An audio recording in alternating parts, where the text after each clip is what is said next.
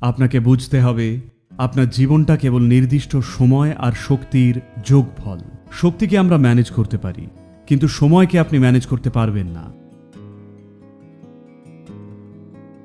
এটা বয়ে চলেছে, কিচ্ছু যায় আসে না। জেগে আছেন নাকি ঘুমোচ্ছেন, ভালো আছেন না নেই, আনন্দে আছেন নাকি কষ্টে,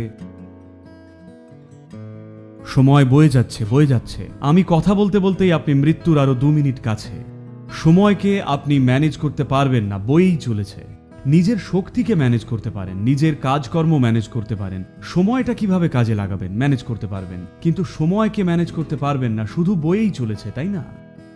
তাই যদি এটা উপলব্ধি করেন যে আপনার জীবন হলো শুধু একটা নির্দিষ্ট পরিমাণ সময় আর শক্তি, তখন আপনি অবশ্যই নিজের শক্তিকে এমনভাবেই কাজে লাগাবেন যেটা সবচেয়ে বেশি অর্থপূর্ণ এই জীবনের জন্যে, তাই না?